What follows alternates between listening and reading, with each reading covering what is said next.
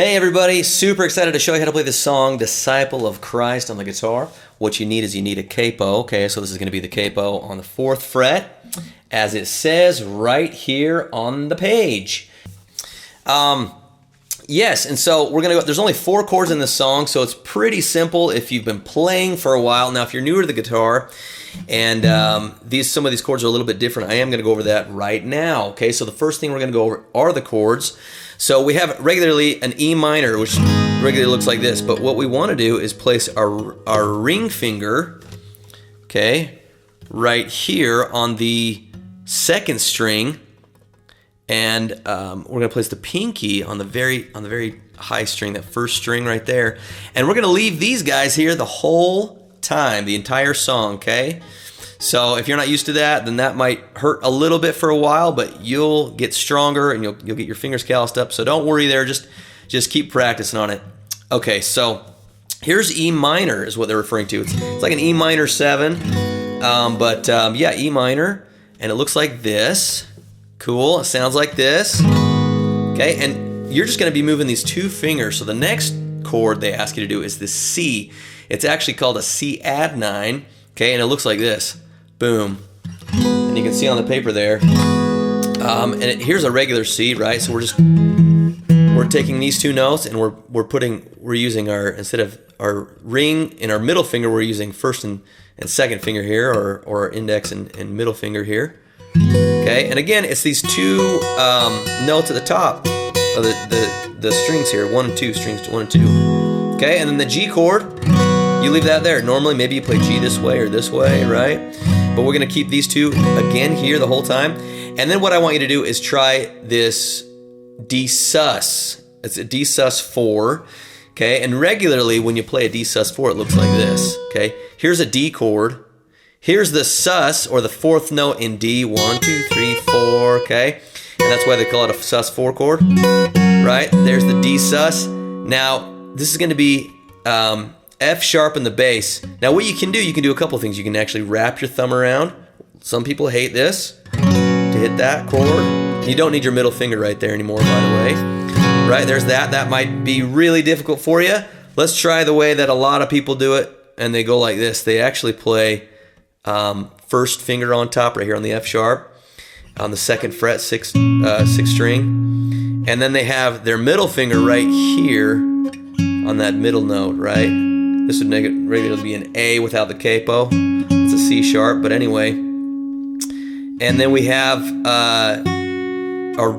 again, these 2, what we've normally been doing through the song, right, are these 2 notes here. So it sounds like this. Now, I don't play, as you can see right here, these 2 little circles indicate that this is supposed to be open, and it still sounds awesome.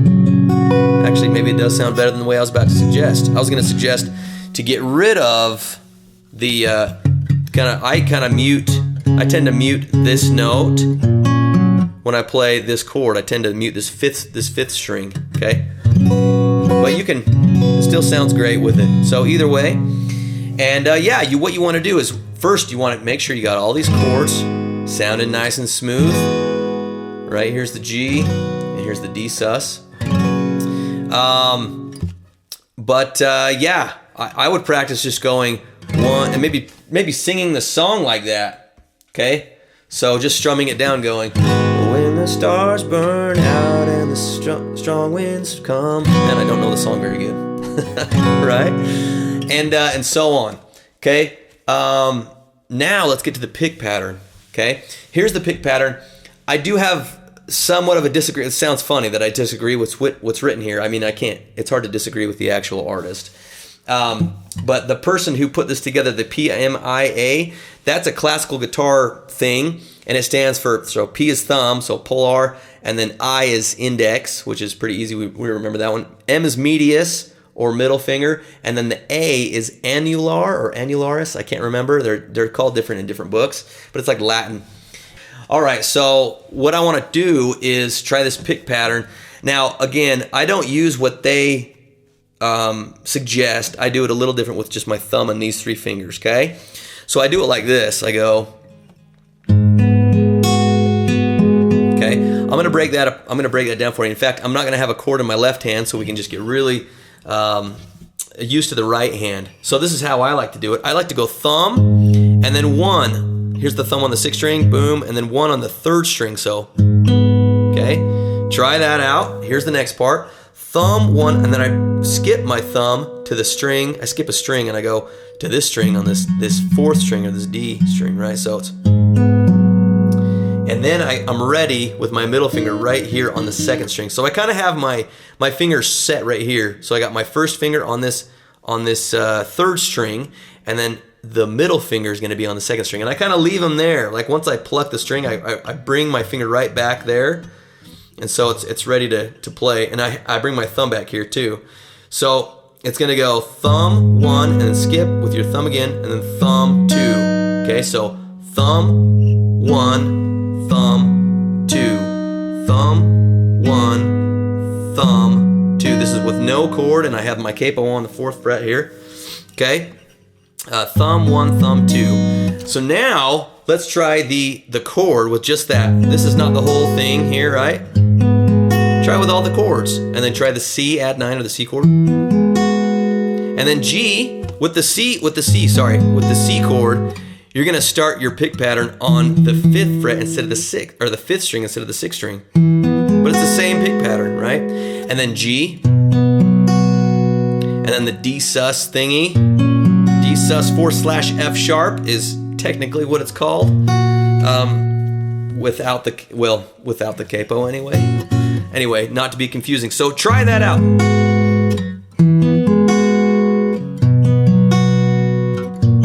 Push pause and try that out, and it might take you a few days to get that, so don't stress about it. Don't worry, just work on it and you'll get it. Okay, the next part is pretty easy. It just goes like this. So here's the first part: thumb 1, thumb 2, and this is with no chord, and then 1, thumb 1. Okay, 1 on the 3rd string, thumb on the 4th, back to 1 on the 3rd. So it sounds like this without any chords: thumb 1, thumb 2, 1, thumb 1. Okay, there's this tied note that we see right here. So it goes 1 E and da do da. Okay, if that helps. And I'll try it again. Here it goes: thumb 1, thumb 2, 1, thumb 1. Okay, so let's try it on an E minor with our full E minor 7 is what that would be. This full E minor with these 2 on the bottom right here at the top. So here we go: 3 and 4 and thumb 1, thumb 2, 1, thumb 1, and I'm just gonna repeat that over and over again. Thumb 1, thumb 2, 1, thumb 1, thumb 1, thumb 2, 1 E and 2 E and 1 E and 2 E and one more time. Okay. Now, if you get that part down, the rest of the song is pretty much that's the whole song with the various chords. There is a hammer on, which I'm going to talk to you about right now. Well, before I jump in there real quick, let me just go over the chords, make sure that we got it. So let's go over the 3 chords: E minor, C, G, and let's try that pick pattern together. Here we go: 3 and 4 and 1. Here's the C.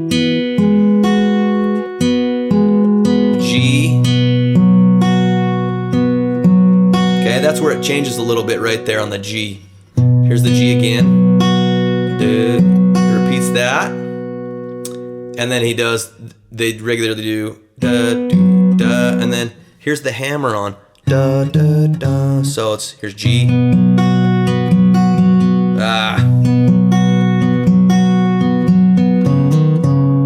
Right? And do, do, do. Okay. So the hammer on, what a hammer on means is it's like a hammer hitting the string. So you play your open A string, right? And then you hammer that on. Do, do, do. So I'm playing with my thumb once down here, and then I hit it after I play it. That's how you get those rockers. They do those cool things there. Do, do, and then you play it again with your thumb.